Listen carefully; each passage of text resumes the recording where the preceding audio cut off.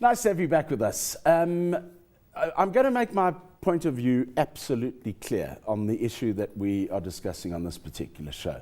I hate it, and I'll tell you why. I hate what we're going to be discussing because every single time that we go over to the UK, my wife and I have to do two things. One, buy a business class ticket because you get extra luggage allowance, and two, we have to take another suitcase. And it's not even for us, it's for our niece, who online shops like a maniac overseas and gets everything delivered to my mother-in-law's address in the UK. And we have to bring it all back. I am a personal courier for my niece, Christy Linda. I'll make that clear up front. She is an online shopper of note. And that's what we're discussing tonight. So as long as everyone understands where I'm coming from on this particular issue, then we're all on the same bus, okay? Joining me on this issue is Fatima Sullivan, who's the retail manager of DHL Express, Sub-Saharan Africa. And from our Cape Town bureau, Caren Genthner-Kappesz, CEO of Kalahari.com. Caren, I'm going to start with you. Who makes my life almost impossible, to be honest. This rise in online shopping, where's it come from, and where is it going to, even more importantly? Yeah, so actually to start with, I hope we will make your life much easier, because what we're trying to do is to make it possible for your niece to shop here locally and have it delivered to her house. So that might help you in the midterm. So I hope you will see it in different. Thank you. But first of all, hi to both of you, and thank you for having me on the show. So as to your question, where we're coming from and where we're going to. So actually, I think online shopping in South Africa is just at the first baby steps. So I think we should talk about where this is going to, because I think this will be very big in South Africa very soon, and you see the first steps and how this gets bigger and bigger already. What sort of value can we put at online shopping in South Africa at this stage? So if you talk about market share, I mean, for the total retail market, it's still below 1%. So it's really basically very, very small. And if you look at more mature markets like Europe, where in the UK more than 10% of retail is online now, you can see where this will be going. And that, I would imagine, is what you guys are aiming at. You're probably targeting that same sort of proportion, or would it be a little bit higher? Because if you think of Europe, you have a lot more access to retail in Europe than you do in Africa. And before I bring Fatima into this conversation about the distribution, I would imagine that with the rise in access to connectivity, you would probably, and this is just a point of view of my own, you'd probably find people wanting to online shop a lot more here than in Europe, because they don't have the accessibility to the structural shopping sphere.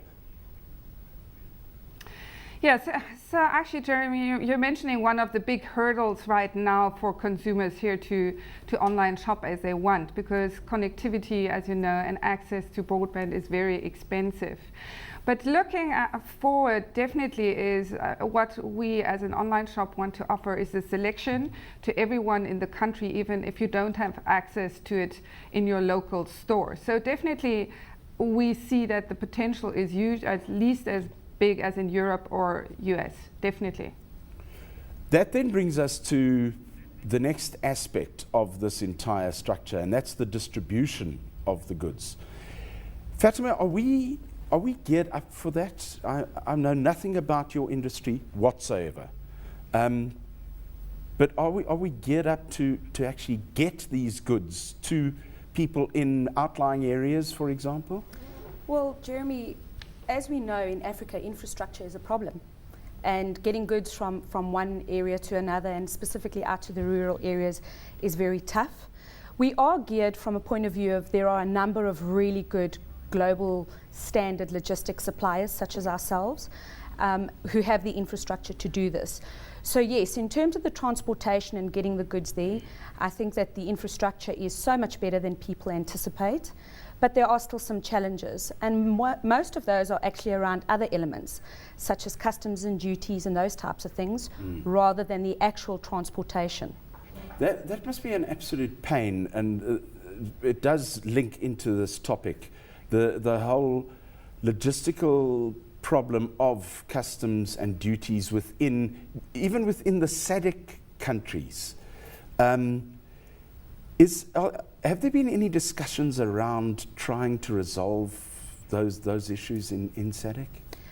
Jeremy, there certainly have been some discussions, but it's been a number of years and not a lot of progress has been made.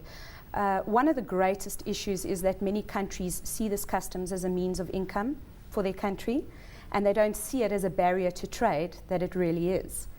And so they're a little reticent to let go of what is seen as a revenue stream, rather than looking into the future as to what the possibilities could be for, cross-country trade if they remove these barriers. Caren, you've been in South Africa for just on 6 months from 5-6 months now. Yeah. Yes. The emerging market area, how important is that to your the growth of your international business?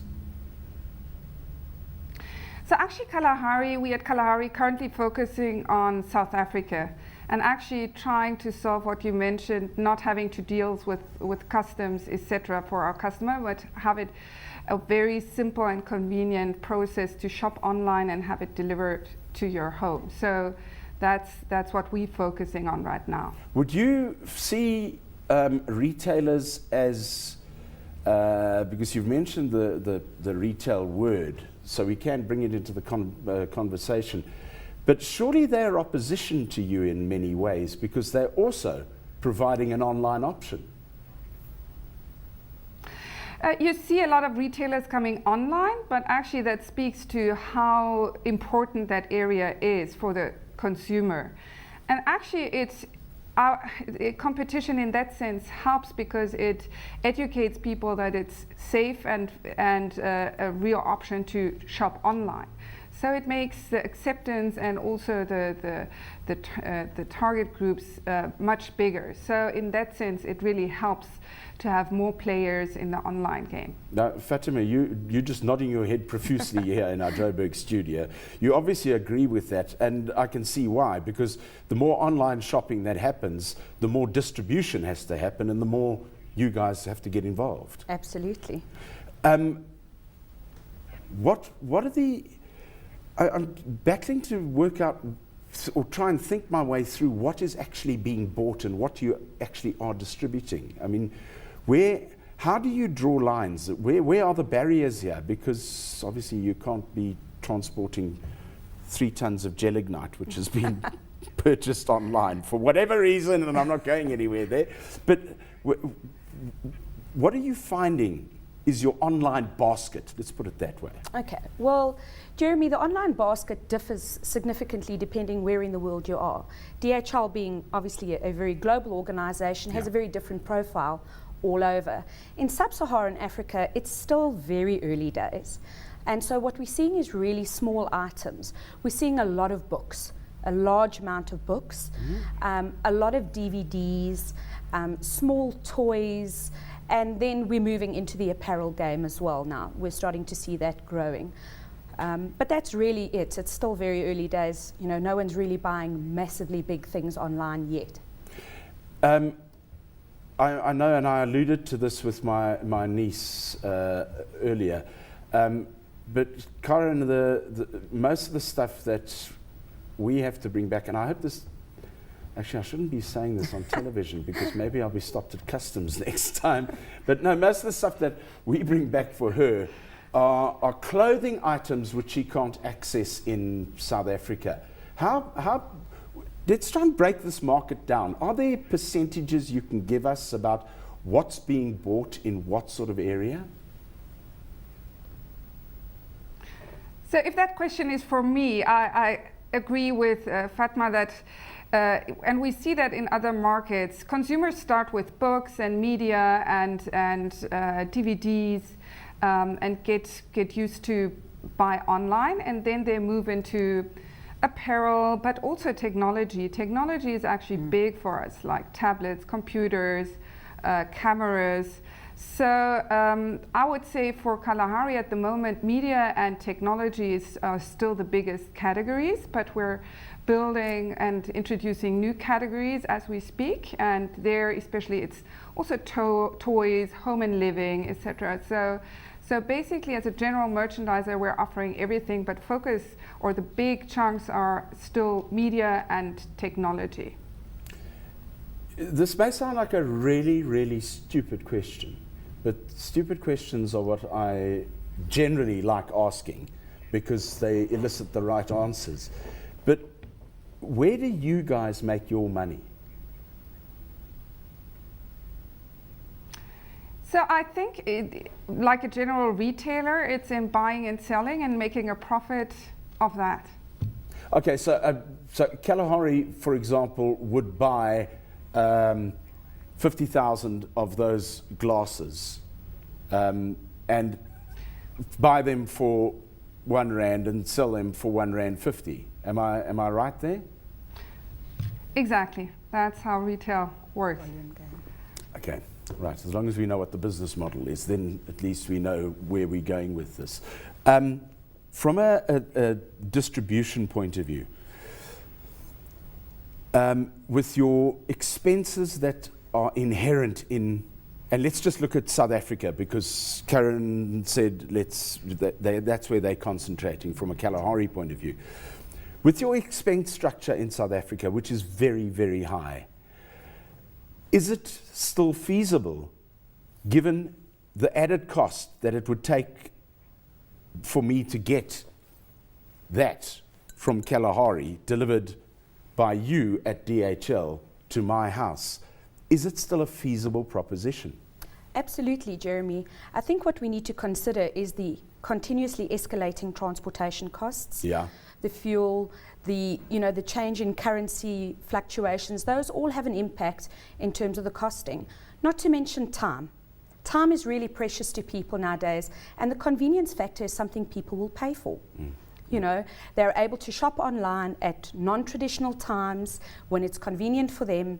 They don't have to stand in a queue to try on clothes. They don't have to stand in a queue to pay for items. They don't have to fight for a parking space.